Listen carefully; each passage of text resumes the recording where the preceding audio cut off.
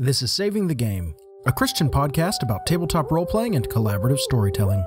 Recorded Thursday, December 28th of 2017, it's episode 123. In this episode, making mass combat interesting, a topic selected by our Patreon supporters. Plus, the games we aren't good enough to run. Our Christmas gaming, Patreon changes, congratulations to Mike Berna, and the loss of Pat Roper. Welcome to Saving the Game. I'm Grant. I'm Peter. And I'm Jenny. Happy New Year's, Merry Christmas, Happy Holidays, etc., etc. Yes, yes. How's everybody been? Let's just say that the back end of December was much better than the front end and leave it at that. Yeah. I hear that. Everybody have a good Christmas? Yes. Yeah. Fun fact about Anglicans, we don't celebrate Christmas as heavy as we celebrate Christmas Eve. So my Christmas Eve was phenomenal. There was actually a very funny incident. I was the narrator in our Lessons and Carols pageant, and one of the sheep had to be escorted from the room for swinging her toy sheep around by its neck all the time. That was really funny and adorable. Nice. Oh, dear. Yeah, she was so enthused. She was so happy. And then she was told, no, you can't strangle a sheep on stage. Can't do that. It's and not then that the kind of distress show. started. Look, kid, you're not Ozzy Osbourne, okay? Just leave it alone. Our church does a children's nativity as well. We actually do too. There's the nice nativity, the play that my wife did costumes for, and all this stuff, right? There's a little bit of production value that goes into it. Mm-hmm. And then there's the children's one, which is, let's get all the small children to memorize a couple of basic lines, get prompted, it's totally fine that there's someone up on stage giving each kid the line. It's fine. Mm-hmm. Both of our kids were in that one. 5-year-old was Mary, and she was super excited about this. She learned all of her lines, didn't need any prompting, read everything very clearly, sang everything very clearly. She was super into this. Oh, very good. Cool. And then the 1-year-old, who's getting close to 2, my goodness, he was a sheep, because they do this thing where Mary and Joseph come in on a donkey, which is one of the older kids with a horse mask on, like one of those horrifying horse masks on his knees with like 2 kids riding on his back, and it's kind of funny. Just kind of crawling down the aisle of the fellowship hall until they're at the stage. It's hilarious. Because nobody and will weird. be emotionally scarred by that. No, definitely not. And then it's like, all right, well, all these older kids, they throw on super cheap shepherd costumes, and they're the shepherds, and then, all the little ones are sheep. Mm-hmm. We had, I think, 9 shepherds, and my 1-year-old was the only sheep. Oh, wow. So he was herded. Yeah, I guess it's just this year. Like, we, for the first time in ages, also had more shepherds than sheep, which was very odd. We also had a smaller pageant than normal because this just happens sometimes, especially in a small town, like a town as small as mine. There are just years when everybody separately decides we're gonna go away to visit family. And so we've got like 5 families in church. I actually remember one year where there were 5 people who showed up to church because oh my, I believe there was also a blizzard that year. So like half the church left for holidays, and then there was a blizzard, and it's like, well, we physically can't leave the house. Okay. Yeah. You're in church and you're like, it's too cold, but yet I hear crickets anyway. Uh-huh. All right, one last little note on this, and then we should move on, because this is going to be a long episode as it is. Uh-huh. Talking about sudden changes in small churches and just not knowing who you've got. The bigger nativity play that I mentioned, Chrissy kind of gets a list of people who are in costumes every year. Mm-hmm. And the problem is Chrissy did a really good job the first 2 years. Like, she just knocked things out of the park being a trained costume designer. Yeah. And so now I think they just sort of assume that she can do anything in about 2 weeks. Oh, no. She was told last year, oh, no, all the angels are going to be children going forward. Okay, well, let me make a whole bunch of new angel costumes in different sizes. All right, done. This year, here's the cast. Oh, look, all of the angels are adults. Oh, no. Oh, boy. And I don't know if this is just, it's different families participating or what, but Chrissy pretty much had to call and be like, I can't do anything for you this year. I'm sorry. There is too much going on. There's a reason I've made a whole bunch of extra costumes. Please use those. Yeah. So Yeah, it was one of those where it's like, I think you trapped yourself, dear. Mm-hmm. Yeah. Anyway, I mentioned this is going to be a long episode. We have a lot to talk about. Quite a bit of like banter stuff, actually, too. A fair bit. We're going to be talking about making mass combat interesting. And this is a topic that was picked by our Patreon supporters. It was technically supposed to go out in November or December, but due to scheduling and 1 week where I was super sick, everyone else was super stressed, and we just could not get it together, we had to throw up a bonus, not even I guess it was a bonus episode. We did do it as a bonus episode. I think I had 3 different emergencies going on simultaneously at once that week. That really it wasn't a good stuck. time. Yeah. So anyway, we had to throw this bonus-ode up there. Bonus-ode. Wow. Woo. Neologisms for the win. That's okay, Funcilitator. Yeah. I am not the Funcilitator. I'm going to give that honor? Let's say honor to Jenny. That was actually fairly well received. So we may be doing more on biblical figures, turning those into gameable inspiration and figures and that sort of thing. But if only there were a zillion of them. Yeah, I know. Yeah. But anyway, this was supposed to go out November or December. It's coming out in January, and we apologize. To make it up to you, we're probably going to kind of do 2 episodes on this topic. We'll see how it goes. Yeah. But I do want to talk about Patreon here. This is a topic brought to us by our Patreon supporters. And anybody who's been paying attention to anything Patreon related knows that Patreon kind of had a fairly major screw up right at the end of 2017, where they announced plans to increase the costs of supporting people and really heavily weight those costs towards small donors and small donations. So if you supported one person for $10, you'd see a increase of like 18% or 8%. I don't remember the exact numbers. And then if you were making 10 $1 donations, your total cost would go up like 38%. Yeah, it was crazy. Yeah, creators would get a little bit more, but not the full 100%. And it was a whole thing. Anyway, massive blowback. Patreon lost a bunch of people who were giving donations in the first place, more than... They seem to have recognized that they were going to lose some $1 donations, but thought that in the long term they would make it up. They lost a whole lot more than they expected, and nobody had anything good to say about it, including any of these supposed high-value creators they consulted, which they never produced any examples of. So, yeah, that did not go well for them. As a result, that's been reverted. But it has left me pondering over this Christmas break what to do about support for the show over the long term. I'm fine with sticking with Patreon for now. It's been very successful for us, aside from this one screw-up of theirs, which they reverted. It's also worth noting that some of our listeners actually increased their pledges in response to this, which was astoundingly generous of you folks. Yeah. It was. There was a sense that, oh, we're going to lose a lot of people, therefore I need to step up and support the show, which was great. We really appreciate that. Yeah. Honestly, we would have probably broken about even. Yeah. If they'd gone through with those changes. But they were terrible for a great many other people, and that's not healthy. No, not even slightly. We like seeing good, creative people get supported, so there you go. But it has left me thinking about what to do for that. I do like Patreon, but this suggests the possibility that they may make other bad decisions down the road. I don't want to stay tied to one particular ecosystem for supporting the show.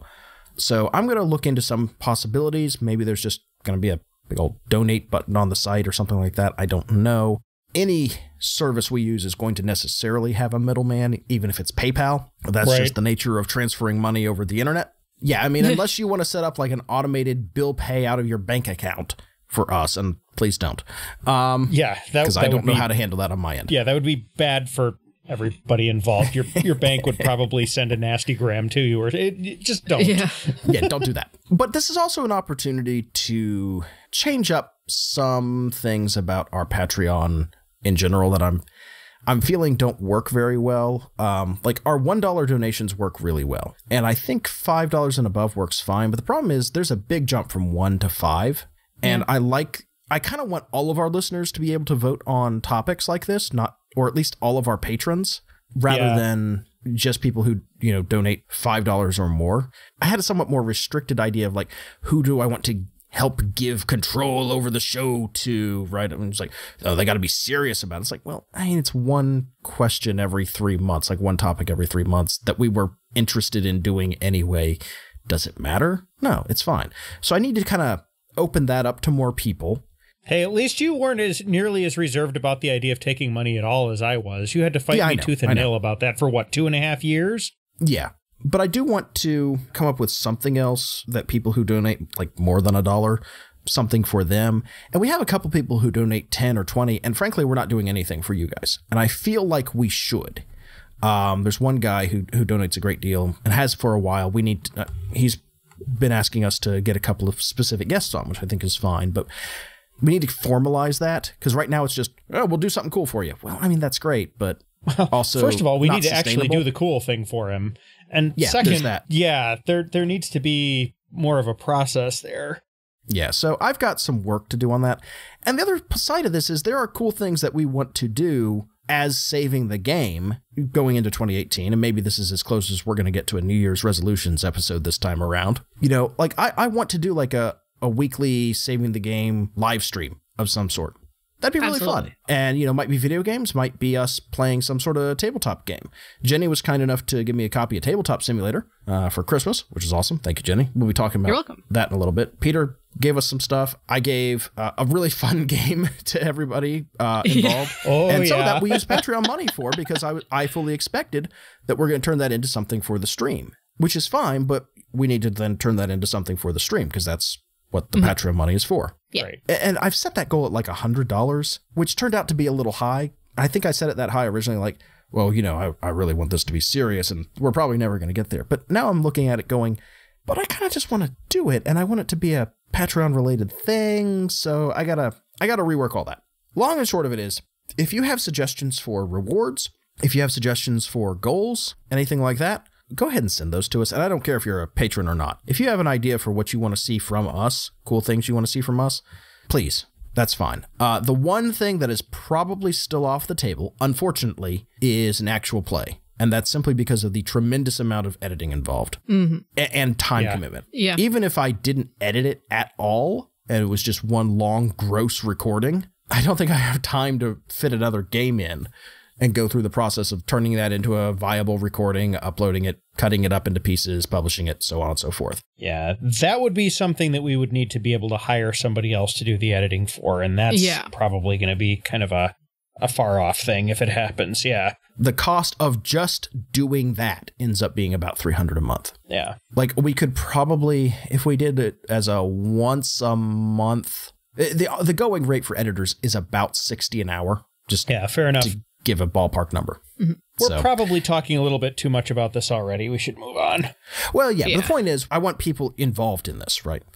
So if you've got any suggestions along those lines, anything that you'd like to see us do going into 2018, I would like to hear it. We've gotten some positive feedback from certain things, but it's hard making decisions like that, and it's hard to come up with all of these cool ideas all at once. If I can outsource it to you, all of our listeners, that's actually super helpful. It really is. Yeah. So I would appreciate it. All right, let's talk a little bit about some gaming we did over Christmas, because, oh boy, have we done some fun stuff. It's been a very game-heavy Christmas for me, actually. So first off, we got to talk about Ultimate Chicken Horse. We do! All right, so Ultimate Chicken Horse, for those who don't know, is like a $15 game on Steam. It's up to 4 players, either remote or local or some combination thereof, which is very nice. And it's horse with chickens and chameleons and elephants and a sheep and a squirrel and a raccoon. Basically, you're building an obstacle course. It's a very simple kind of 2D Super Meat Boy-like platformer. Not quite as heavy or as tightly controlled as Super Meat Boy, but similar in function. And every round, everybody gets a piece to put on the obstacle course. A platform, an obstacle, a little reward, a coin, a teleporter, a spinning blade on an arm, a little bit of spiky glass, a flower that punches you, a crossbow, things that make these fire rotate. hydrant that can lift you into the air. Yeah, fans, black holes, bits to make all of these stick together and spin, all sorts of fun things. And the idea is horse, right? Because I can do this, and I'm betting you guys can't, because the goal is to get from the start to the end, and if everybody makes it, there are no points given, and if nobody makes it, there are no points given. If at least one person makes it, points get given. Yes. Yep. It's a lot of fun. We've been having an absolute blast with it. It took the place of our D&D night for 2 weeks in a row, because nobody was in the right mind for D&D, and holidays are super stressful, so we did that instead, and it turned out to massively help the mood. And that's definitely something we are going to stream at some point. Yeah. Because it is a ton of fun. There was a lot of stress that got relieved by that first game in particular. Yeah. Also, I don't think my wife is allowed to play it on stream because her language gets so bad when she's playing that. She does get a little bit salty when, yeah. And she's not good with platformers anyway. They're not her Neither thing. am I, as you have seen. So no, you were doing fine that last time we played. Yeah, it was mostly you and our nameless player that were doing the best, though. I suppose that's true. Well, the nameless player was playing that stoic-looking chicken, and he would just wait until we'd all died and then try and make it through, and he usually would. So. Yeah, that's true. It's also important to note that the controls are sort of janky on purpose. Yeah. Like, the wall jump is a little sticky feeling. You glide when you walk a little bit. It is just a physically taxing game to play. Yeah, the ability to wipe out and go straight into a flower that's going to punch you into next week is, yeah, that's very easy. Oh, and it's super easy to just be like, try the jump, try the jump, try the jump, try the jump. Make the there's jump. The black hole. Not realize that you made the jump again, slide on the ice, fall off the map. Yep. Yeah. It's all sorts of fun. Strongly recommended. Yes. A couple other things that I got that I have been enjoying. I haven't played this one yet, and this is the only board game I got. This is one that Mike Perna is a big fan of. By the way, we should say, Mike, congratulations. Mike Perna had his first son. Yeah, congratulations, Mike. Yay! You know, we're not going to give out names or dates on the air, but Mike, congratulations. Yeah. But one of the Inroads approved games that they're very fond of is a game called A Game for Good Christians. And this was a gift to me from Chrissy. This is basically Cards Against Humanity with Bible verses. That sounds It's actually delightful because it's all the really difficult bits of the Bible as answers. Huh. This is mildly not safe for work, but this is in scripture, so y'all deal. I'm going to grab a couple of cards, and I'm just going to give you some examples of answers that are in here. Feeding of the 5,000. All right, fine. Cows covered in sackcloth. That's from Jonah 3:8. Serial killing gossips. Psalm 101, verse 5. A concubine cut into pieces and her severed remains FedExed around the country. Huh.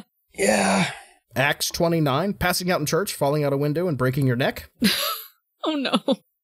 Prophet stripping balls. The verse reference on this is all of them. I think maybe that's good, Grant. That's, yeah. My brain is starting to stitch these together into a coherent mental image, and let's stop before it gets any worse. Yep. Dissolving your enemy into snail slime. Ooh. Psalm 58. Special. 8a. There you go. Etc., etc. So, it's Cards Against Humanity, but definitely for Christians, right? Yes. In the sense that it is actually challenging for Christians. Now, the great part about this is there are actually Bible studies on their website for a lot of these verses. Huh. Which is That's interesting. interesting. Cool. Yeah. Very interesting little game. Lots of expansions as well, which is fun. I feel like if you could go back in time and grab like a famous Christian writer, you'd get G.K. Chesterton to play this with you in 3.2 nanoseconds or so. Easy. A couple other fun things I got. Picked up in the Steam Winter Sale. Antichamber, which was like 80% off. Subnautica, which is fun, but a little difficult. I haven't gotten very far in that yet. Peter was kind enough to give me a copy of Armello. Jenny was kind enough to give me a copy of Tabletop Simulator, as I said before. Someone else, who probably doesn't want their name read on the show, as far as I know, gave me a copy of Undertale, which I haven't played yet, but I'm excited to try. And then I picked up for myself a copy of Kerbal Space Program, which I've been playing a lot of and have been having a lot of fun with. For those who don't know, that's basically a NASA simulator, but with doofy aliens. Really fun, and let me tell you, it does not skimp on the orbital mechanics, and orbital mechanics, as it turns out, are very difficult. I spent 2 days trying to get to the moon, finally followed along with a video guide from a guy I really like, a guy who goes by Quill18 on YouTube. One thing I do like is he curses a little bit, but not too much. Mostly he's pretty clean, which is nice. But yeah, he does a lot of stuff like this, and I had to carefully follow along with him because I was getting stuck. It turns out, I don't know if you know this, small changes in rocket trajectories and thrusts and masses have significant impacts. Who knew? Huh. Yeah. Good times. And then I picked up a copy of Torchlight 2. I was trying to visit the moon. It turns out I visited another galaxy. Oops. No, it turns out I blew up on the launch pad because my gravity term was a little too sharp. And then I picked up a copy of Torchlight 2 for myself and for Chrissy. And we've been playing that a fair bit because we both like Diablo 2, and this is just a pretty Diablo 2 clone, basically. Surprising amount of mod support for that game, too. Yeah, although all the mods I see on the Steam Workshop are things like double XP for all characters, unlock everything. It's like, really, guys? Come on. No, there's more. I remember I'm sure a bunch of like new classes and stuff too. I mean, there was some neat stuff and some fun cosmetic mods and things. The last time I looked, anyways. Maybe that's all. I'm sure there's a lot of good stuff. It's just like all the stuff that kind of gets front paged is here. Have some cheats. Yeah. Well, anyway, people like that. I know. I don't know why, but they do. Yeah. Jenny, did you get anything? Do anything interesting? I got not very much in the way of games. All of my physical presents that I got were books. Some very nice books, might I add. I got Armello from Peter as well. That's another one that I'm really looking forward to streaming. Also, Peter, my dad did buy it. Did he? And he also He did, and he immediately bought the Bandit Clan DLC, and then I did too, and I'm really looking forward to playing all of the bandits. Yeah, Horus is probably my favorite character in the whole game. Yeah, I played as him. He's an interesting dude. I actually gave my parents a thing called digraphs, which is basically an expansion for Scrabble. So you have 2 letters per tile. Huh. So really? You get consonant clusters and vowel clusters. Like, for instance, if you have the OU tile, it can be used as OU. It can also be used as just an O or just a U. And then the rules for digraphs state that you have to take out a certain number of vowels from the base game so that you sort of substitute in the correct number of tiles. My parents have been having a lot of fun with that one. Interesting. So this actually replaces some of the tiles in the Scrabble game. Yeah, but not letter for letter either. Right. So like when you add in the TH tile, you don't take out a T and an H. You take out like an A and an E. It's a really weird, interesting twist on the whole game. Because my parents play Scrabble so often. It's like, oh, Jenny's off doing homework. What's a good 2-player game? Scrabble. So they've really been enjoying digraphs. And I got Ultimate Chicken Horse from Grant. And the books that I got were a boxed omnibus of all of the Nausicaa of the Valley of the Wind comics. Because I watched it with my parents, and my mother especially was thoroughly unsatisfied, and she was like, this feels like it's, the beginning of a series and it didn't finish. And I looked it up and I was like, that's exactly what this was. And also, Hayao Miyazaki never wanted to make this a movie. So I now have all of that. And I also got from my boyfriend Tyler the official Overwatch art book, which is a tome. Ooh. It's huge. Oh, I bet. And also a Hearthstone cookbook, which I will be using extensively this coming year. It's got some really tasty looking things in there. Cool. So, Peter? I got Firewatch from Jenny, and I have already played it through once and have started on a second playthrough. For those of you who have not tried like Firewatch or Gone Home or any of these so-called walking simulator games, first of all, they're really a very nice experience a lot of the time. This one was particularly well done. And it does a really good job of giving you an interesting and, in the middle, very tense story with fairly minimal resources. It's very pretty because it takes place out in like the Boulder, Colorado area, but it's also the textures are. It almost kind of reminds me of like watercolors or something. It's not super detailed, but it's got a lot of vibrancy and stuff to it. It's a very cool looking game. So I definitely enjoyed that. And then I wound up with a bunch of gift cards. So I finished off my collection of 5e non-published adventure books. I got both of the books for the Microscope RPG, which I'm very excited to do something with some combination of my Saving the Game hosts at some point in the not too distant future, I hope. And I've got Microscope as well, and I've been wanting to play that for a while. Yeah. I do not have Microscope, but I've heard nothing but good things, and I do want to play it. Yeah, we'll have to make that happen at some point. Oh, yeah. And then On Jenny's recommendation, I picked up Pyre, and on Grant's, I picked up Final Fantasy X and X-2. I've played a little further into Pyre. It's a little easier to play small chunks of than a Final Fantasy game, but I'm going to be on vacation this coming week, so I'll have some time to dig into Final Fantasy. So I'm looking forward to those.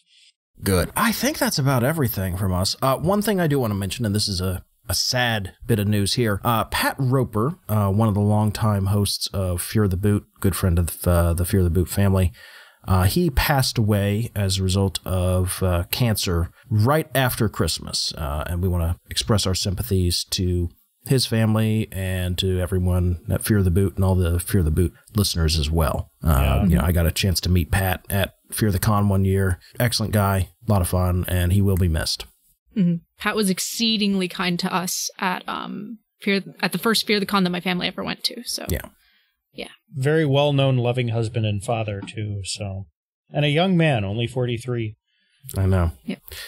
We do have a Patreon question to get to. Let me go ahead and roll a die here. Okay, so this one is from Paige Lowe. And her question is there a game or campaign or something like that you wish you could run, but you don't feel skilled enough to do it? Every single thing I want to run, I feel like I don't feel skilled enough to do it. Well, that's just imposter syndrome. I know, that's the thing. I've been wanting to run, as I mentioned in our episode about planning a convention, I mentioned that I wanted to run a game based on the Leviathan series. That's probably the one I feel least qualified to run out of all of the ideas in my head. And it's just because as we're actually going to talk about in this episode, it is a war-based one. Although there isn't that much, a lot of big combat, I am not terribly knowledgeable or skilled in the history of mass combat or wartime stuff. So it would have to be sort of an in-between war kind of thing. So like in the 1920s for Leviathan. But I still feel like I'd be way out of my depth running that. Fair. Listen to the Hardcore History podcast. I keep meaning to. Yeah. So for me, there's two games that I struggle to play or struggle to run, and I really, really want to run. And it's not really worked out well for me. The first is a Legend of the Five Rings game, and the second is an Eberron game. And they both fail for the same reason. I don't feel like I can adequately convey enough of the setting and absorb enough of the setting to tell a convincing story in that setting. Because both of them are very complicated, established settings where you have to know a lot going in. And some of that is a burden on players, but it's also a big burden on the GM. And that's why I really want to run games in both of those settings, and I just can't figure out how. I run up against the exact same thing in any setting at all that I didn't personally create, to the point where I've just kind of accepted it and I just don't do it. If I didn't come up with the setting, I'm not running a game in it. Because I don't want somebody at the table to be like, well, actually, this was actually 4 years after you have it in your campaign. And no. I'm not going to do that. Or, these mountains aren't here, or this, this lake doesn't have particular type of aquatic monster in it. Or, no. I'm creating the setting. End of story. Okay. I think that answers Paige's question fairly well. Paige, thanks for the question. If you want to get your question on the list, you can support us, patreon.com/savingthegame. $1 or more gets you access to our backlog of shows and the option to send in questions for us to roll on our big table and see what we come up with. Let's go ahead and do our scripture here, and then let's dive into this giant topic that we set for ourselves, 40 minutes in. Woo! I'll take the Joshua verse, if that's all right. Who wants to start with Exodus? I guess I'll take Exodus. Oh, okay. Rock, paper, shotgun over the internet? Or, sorry, rock, paper, scissors over the internet? Now I'm thinking about PC gaming sites. Just, if you want it, it's all yours. I'll take Ephesians. Okay. Exodus chapter 17, verses 8 through 13. The Amalekites came and attacked the Israelites at Rephidim. Moses said to Joshua, "Choose some of our men and go out to fight the Amalekites. Tomorrow I will stand on the top of the hill with the staff of God in my hands." So Joshua fought the Amalekites as Moses had ordered, and Moses, Aaron, and Hur went to the top of the hill. As long as Moses held up his hands, the Israelites were winning, but whenever he lowered his hands, the Amalekites were winning. When Moses' hands grew tired, they took a stone and put it under him, and he sat on it. Aaron and Hur held his hands up, one on one side, one on the other, so that his hands remained steady until sunset. So Joshua overcame the Amalekite army with the sword. And our next verse is Joshua chapter 6, verses 1 to 5. Now the gates of Jericho were securely barred because of the Israelites. No one went out and no one came in. Then the Lord said to Joshua, "See, I have delivered Jericho into your hands, along with its king and its fighting men.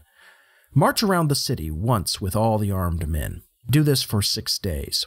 Have 7 priests carry trumpets of ram's horns in front of the ark.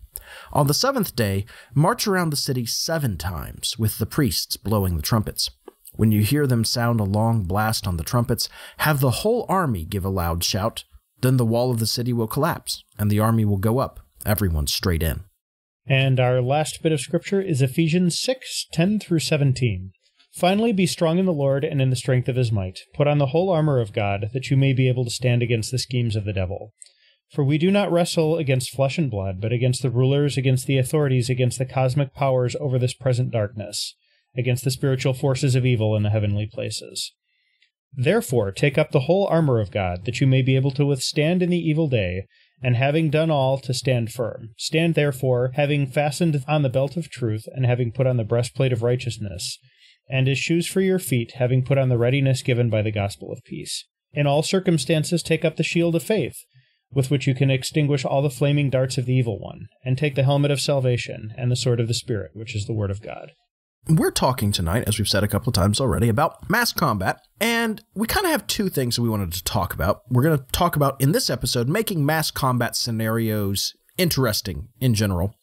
And then in a future episode, maybe right after this one, maybe not, we're not quite sure yet, we're going to talk about role-playing in a mass combat scenario. But in this case, we're going to talk about making a mass combat scenario interesting in the first place, because sometimes you do end up in your story involved in some sort of mass combat, some sort of large-scale battle, because sometimes small-scale role-playing involves larger forces, including military forces. The problem is mass combat, when done wrong, is tedious, and worse, just because you've got characters who are involved in a battle doesn't mean that the battle or the outcome of the battle is particularly relevant to the story you're telling. Doesn't mean it isn't either, but... Well, right, but playing it out, if it's not relevant, is a huge waste of time. What we want to talk about in this episode is, if you're in a situation where mass combat is about to happen for some reason, and you have a reason to play it out, it is incumbent on everyone to make this interesting. And here are some tips for GMs on creating an interesting combat scenario that is more than just a couple of people involved in a small-scale tactical combat like you get in most role-playing games. Now, this may happen for a couple of reasons. Player characters are maybe in charge of some sort of military force or police force or something like that. Great. Cool. That's a thing that's happened in the game. Yeah, it's worth mentioning that a riot absolutely is a mass combat, if you're trying to contain it as law enforcement. It's not as deadly as a lot of military ones, but it certainly can go that way. It can certainly be played out that way, yeah. Mm-hmm. The other reason to do this is war is interesting. War is a dramatic, setting-changing event. And even if it's relatively quick, your world changes. Yeah, look at the 6-Day War from real-world history. Yeah. And there's a lot of tension in that, especially if you're at a point where the players don't have a lot of control over how the battle's going to go. Certainly not over the entirety of the battle. But maybe they have just enough control over just the right part of the battle that what they do turns the outcome, changes things. That's interesting, and that's fun, and that's a tense, dramatic moment that has significant implications down the road, and that's a great thing to play out. But you have to make it an interesting battle first in almost every case. Couple of notes before we get into this too deeply. There are a lot of mass combat rules out there. We're not going to be getting into those. In fact, a lot of what we're going to talk about is covered by some of those mass combat rules out there. But you probably still, if you're going to use one of those mass combat rules, listen to this anyway, because for most mass combat rules I have seen don't cover everything, and they don't always do a good job of making everything interesting. They tend to be very much a spreadsheet. They do. Yeah. And that's the second thing. Whether you're inventing a war game rule on the fly, or you're trying to incorporate story into a mass combat rules system, remember that you don't need rules for everything. You only need enough rules to cover what's actually being played at the table with the involvement of other players. You do not need to sit there and roll to see how everything goes on the other side of the battle when the thing that's going to decide the outcome of the battle is happening right here at the table with the players. Yeah, if you're playing a land combat and 2 naval fleets are slugging it out in the harbor, you can just fiat that. Focus on where the players are. And focus on what matters. Who cares how many supplies they've got if the players aren't rating the supplies and supplies aren't factoring in? It's fine. Don't worry about it. All that having been said, let's talk about setting, because I think this is maybe the second most important thing.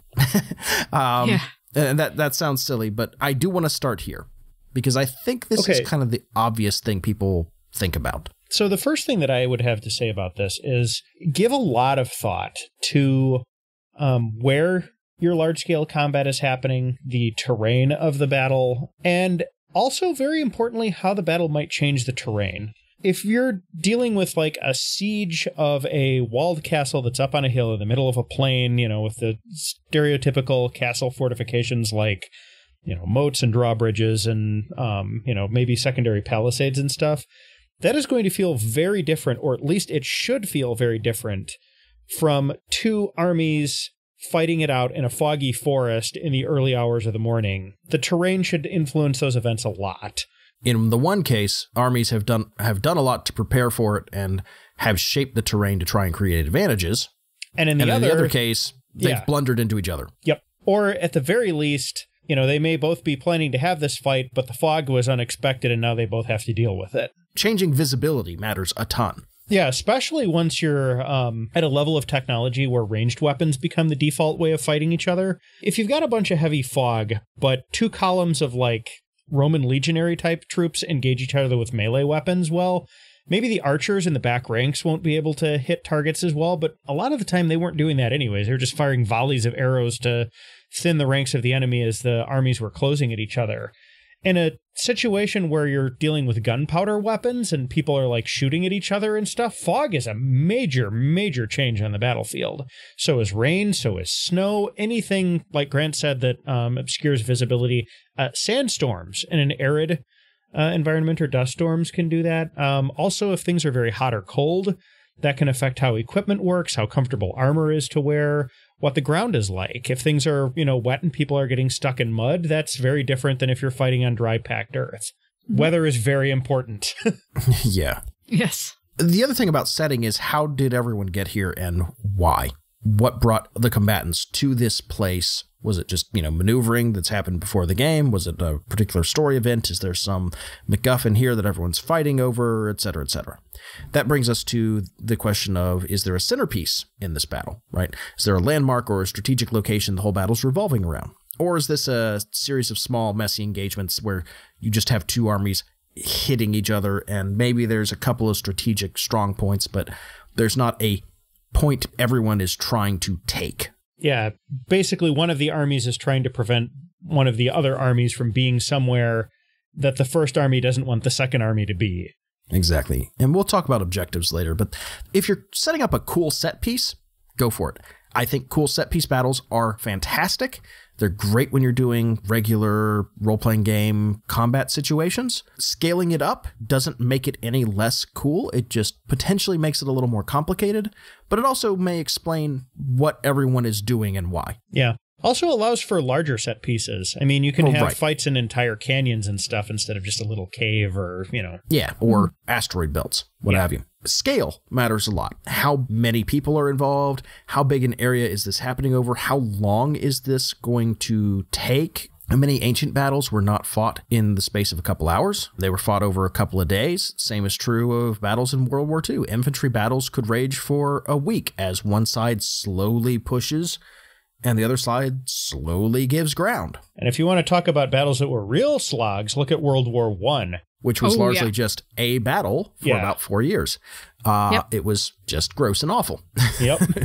But that's World War I for you. And that is just, there are, individual moments that people kind of say, well, this was a battle. But by and large, it was just mud. Sit in these trenches and be muddy and shoot at each other in a long-running engagement that never stops. Shoot at each other with progressively more horrible weapons until everybody realizes that this is going nowhere and we should stop now.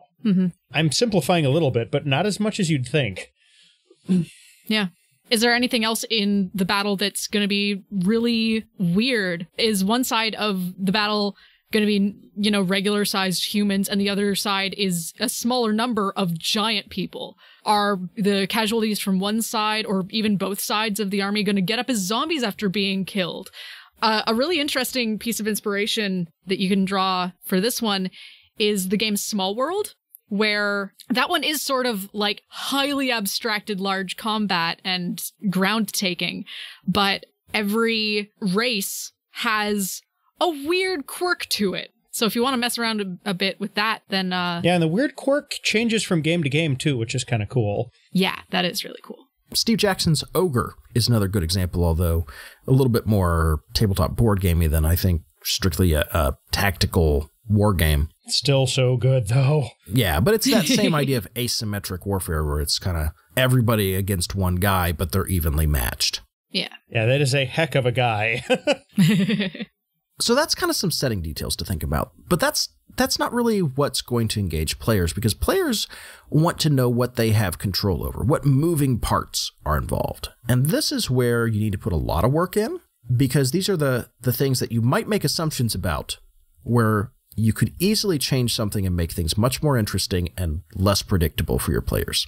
First thing to think about, how many sides and factions are there? I think, we kind of default to thinking, well, there's two sides, because most modern wars have been two sides. But that's not always true.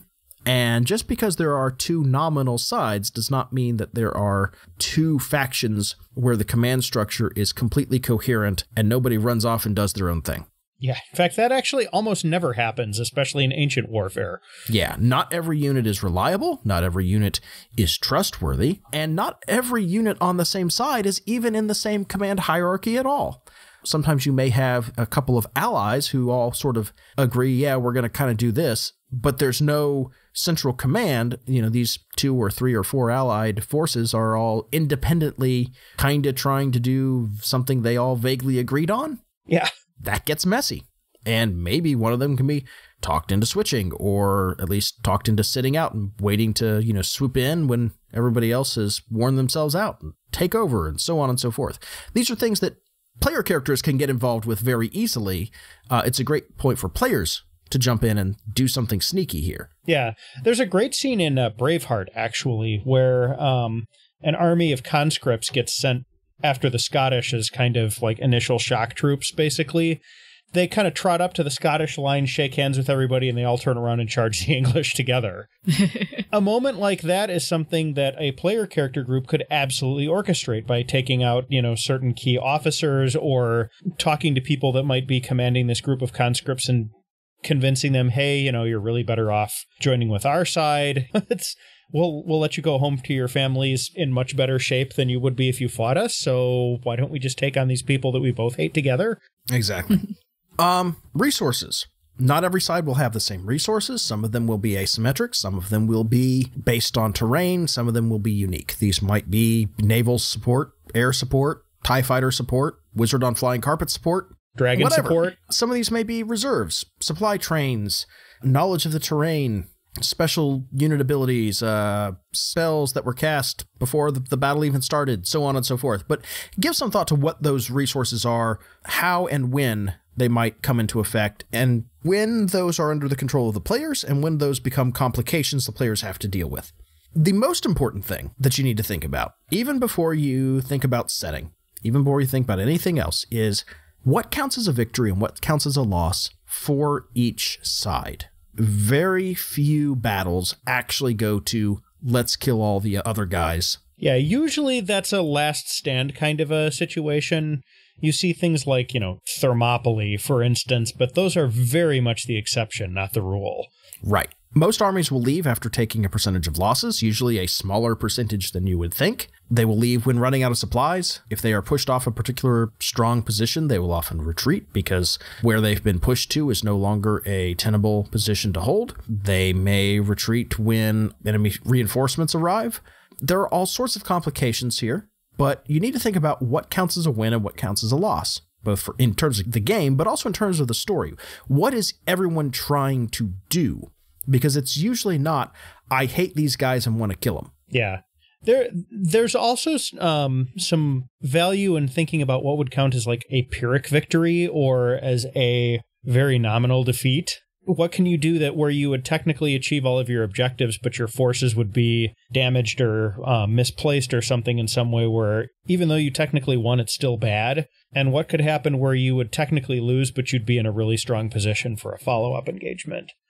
Next thing to think about, the capabilities, strengths, and weaknesses of particular units. This is where your setting is really going to shine, like the setting of your actual campaign. This is where the cool parts of your setting get to come out in force, right? If we're talking about genre fiction, whatever cool parts are in this genre, you get to see them all on display here. You know, you got your cool wizards, you got your giant walking mechs, you got your cybered up stormtroopers, you name it. Yeah, your big undead dragon, your Jedi, it's anything that's cool. Right. Yeah. And this is where you can have like a centerpiece combatant unit as well. The Birthright campaign that I played in for a decade was all about these large-scale political and strategic maneuvers, and a lot of that was mass combat. Mass combat's always been a part of the Birthright rules, even though it's D&D. And in one of the battles we had, we were fighting a particular monstrous evil creature and all of its minions. And, the minions were various different military units. And the bad guy was a unit all on its own that was about the size of 4 units. Wow. That's cool. Like, that's a neat thing, right? This is a huge, monstrous, terrifying creature who just wrecks whole armies. That's scary. That's fun. Mm-hmm. That's a centerpiece for a huge campaign. This was something we spent years working toward. Like, it took us years to get to the point where we could fight this thing. It's a Reaper from Mass Effect. Yeah. Sure. Yeah. It's that same scale. This thing is huge. It is a unit unto itself. It's one thing. But that stands out. There might also be a medical unit that doesn't actually fight but helps other units. That makes them interesting. Quick word of advice, not every unit in mass combat is going to stand out as unique and interesting. Many of them, by design, are more of the same, because more of the same often wins battles. Don't underestimate the value of a whole bunch of spearmen. Yeah, exactly. Yep. But having certain things stand out makes it fun and interesting and gives you that moment of, what did we just run into? Those are cool reactions to have. Yeah. Play those up. Mm-hmm. Communication. We talked about this a little with fog and weather, but making communication easy or hard can drastically change how battles go. And this is something, again, player characters can get involved in. Oh, I need you to run this message. Oh, I need you to fix the radio. Hey, use your telepathy powers that you're keeping under wraps to notify the commander of what's going on, so on and so forth. And figure out how armies communicate and make that a factor in battle. Yeah. If they can't communicate, then they can't call for more help. Yep. It can be an incredibly isolating thing to destroy the communication method of the other side. Well, and it can also turn something that would normally be like a very advantageous thing into something that's very dangerous. Let's say you're in like some kind of a spearhead unit and you manage to punch through the enemy's lines and then you suddenly lose communication with the main force. Now you're surrounded. That's bad. If everybody else knew you were there and could start widening the gap and pushing in behind you, then you've broken the enemy lines and you can start dividing the enemy force, and that's very good. But if you punch through and you suddenly get cut off, it's not so good. Next thing to think about, and this kind of gets into the same idea of resources and what particular armies are capable of, fortifications and supply lines. Where's ammo coming from? Where's food coming from? Are people well fed? Yeah, what's happening with the wounded? Yeah. Is there a safe place for an army to fight from? So on and so forth. These are things you just need to think about if they matter at all. They can be used just as detail, a little bit of descriptive fluff, or they can factor in heavily to how the combat plays out. however you want to do things. But think about it, give it some thought so you can answer questions about it, because your players might have clever ideas that you didn't think of. If you want something that's very noble and heroic, but isn't necessarily directly focused on doing damage in a military situation, military medicine is just crazy a lot of the time. Like some of those battlefield doctors and stuff, I mean, they've made movies about this stuff. Some of those people are crazy skilled, crazy brave, and unbelievably calm in situations that would make most of us implode from the stress. There's definitely material there. Yeah, and some of them are wildly incompetent. Yeah, which also creates drama. I want to say there's a case, and I think this was during the Civil War, where there was a guy who was so wildly incompetent as a field surgeon, he performed an amputation and 3 people died. That was during the Civil War, but it was not actually on the field. Was it if not? I recall correctly. No, because one of the people who died from a heart attack because this was in a surgery theater. Somebody died of literal, like, shock. Yeah. Not shock as in, I have been hurt and am dying. Shock as in, what a surprise. Yeah. If I remember correctly, the guy he amputated the limb from died of blood loss and sepsis. He died of sepsis, or a bystander did. I can't remember which one. And the scene was so bloody that... He cut off the finger of the person holding the leg. He made the incision in 23 seconds. And then that third person died of shock. Yeah, so battlefield medicine, sometimes not the best. Yeah. No. It's a really great way to get stuff infected. Oh, yeah. As talked about a lot on one of my favorite podcasts, Sawbones, battle is one of the best, most efficient ways to get a sickness to spread like wildfire. It is a dirty, nasty situation much of the time, and it's a great way to get bacteria and viruses and parasites to spread. Yes. So, but also, you know, if somebody doesn't have good battlefield medicine, every casualty is serious. Yeah.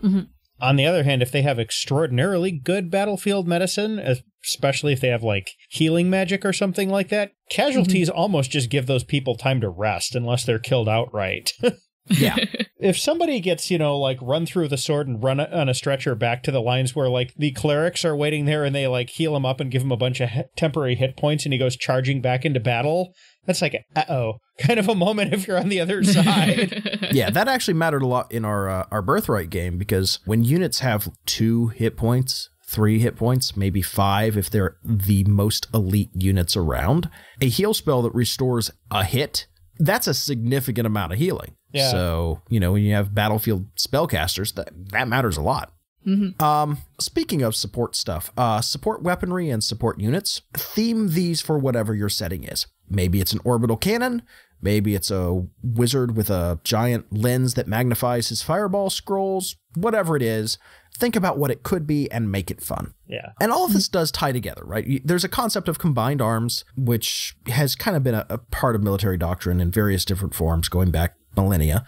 But that idea of different things happening on the battlefield in concert in this complicated action is what makes large-scale battles interesting, because there's more than just numbers running into each other until one number outnumbers the other number. Yeah, for instance, if you're fighting the armies of the Dark Lord and all of a sudden the artillery support you've been getting from the sea several miles away stops because the Dark Lord's minions have summoned a Kraken and the ship is now trying to fight it with depth charges, that's very dramatic, and it also creates a new problem for your player characters.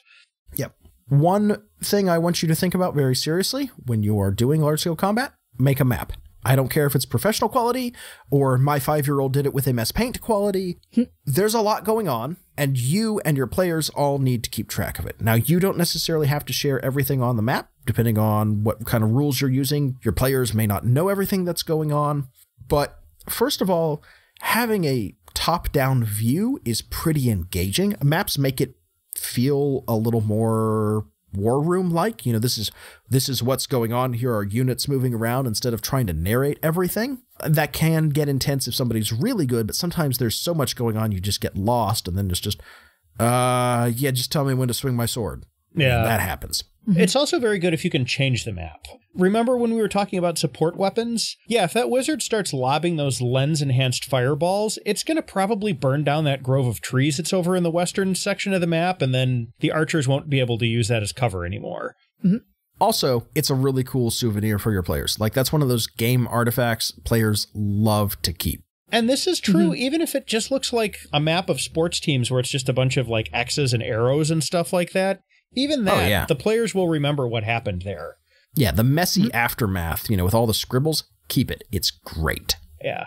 We're going to talk about the role of player characters in a separate episode, but I do want to very quickly touch on a couple of points. First of all, player characters may simply be relevant in terms of power level on a medium to large scale tactical combat map, because in certain games, player characters get stupidly powerful. Yeah, like 10th level D&D characters are basically demigods. I mean, they do a lot of damage. Yeah. Once you start getting, like up to the 20th level, especially in certain editions.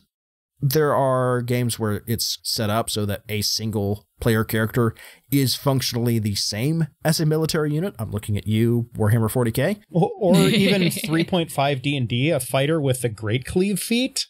Is just a lawnmower on the battlefield. Kinda. But that's getting into system details. It is, but it's a good example that was readily at hand. That kind of thing. Basically, list here any power fantasy main character in any video game. Yeah, but pretty much. Commander Shepard would be a unit. Yeah, pretty much. On their own. Yeah. The other thing that can happen, of course, is player characters have a command role for whatever reason.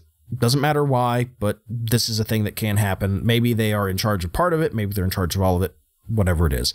That gives you an excuse to have your players directly involved, but it also lets the aspects of the characters come out in what they do and how they do it. And that's a lot of fun. Yeah, in my opinion, I think it works the best if you're in some kind of like a middling rank. You don't want to be the general and you don't want to just be like a sergeant. Things like captains and majors and stuff where you've got a decent number of units under your command, but you're not orchestrating the entire thing. See, and our Birthright game, we were orchestrating the entire thing, and that was fantastic. One guy's character, like, that was what he did. That was what he had trained up his character to do, and he was super good at it, and that was his moment to shine. Yeah, and even though he wasn't the king. If that's what the whole game is going to be about, like it is with Birthright, by all means go for that. If it's going to be like something that's in the middle of a more traditional game, stick with those kind of middling ranks. I would disagree, but that's really based on what your story is and what your players and GM want to do. Yeah, this is definitely a subjective thing. It's just Brent and I have different opinions about it, I guess.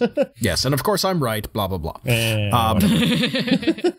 One thing to remember, and this is what we're going to talk about a lot in our other episode, not everything that affects the battle happens on the battlefield. There are all sorts of forms of chicanery you can engage in before and during and after the battle that affect the outcome without anybody picking up a weapon. Yeah.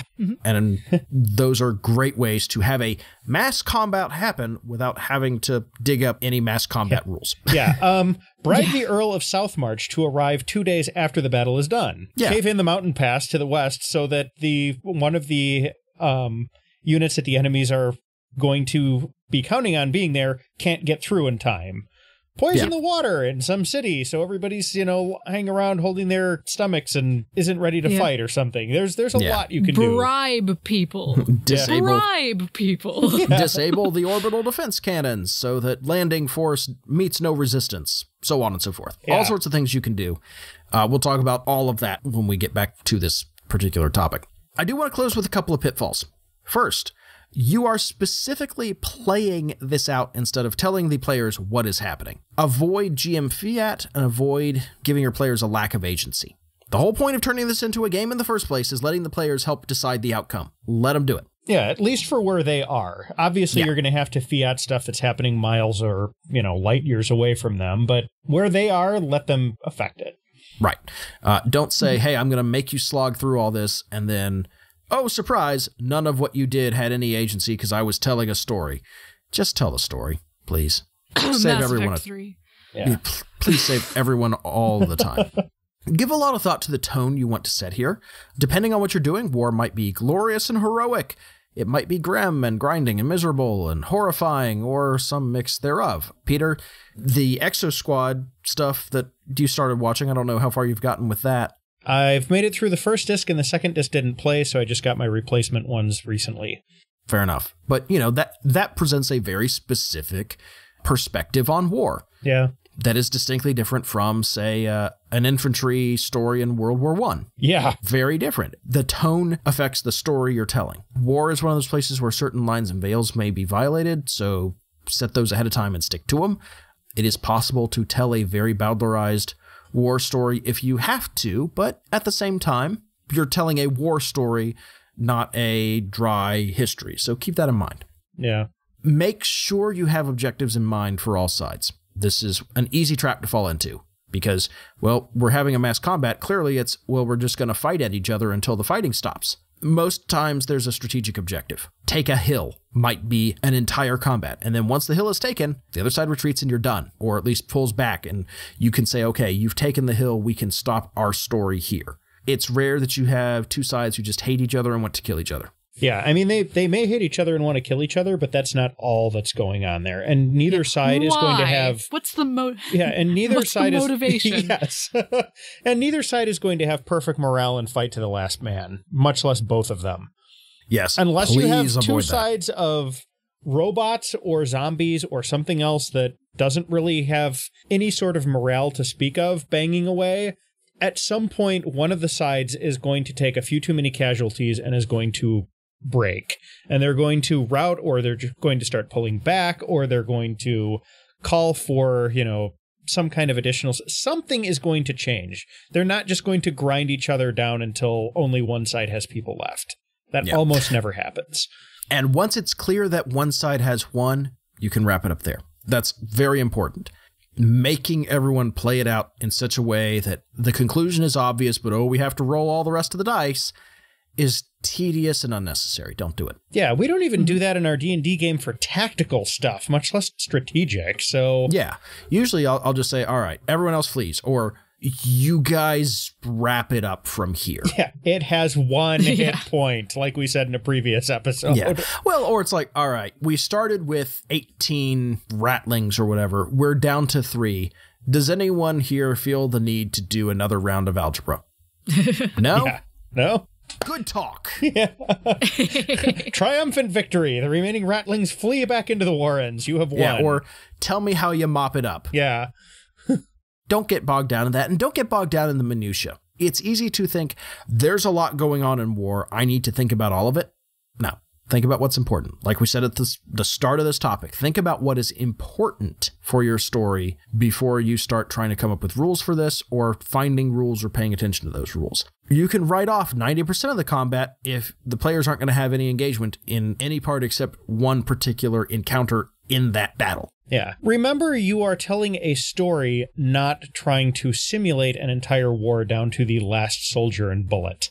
Right. We're not talking in here, as we wrap this up, we are not trying to talk about actual war games. Yeah, a game where the idea is let's simulate a mass combat.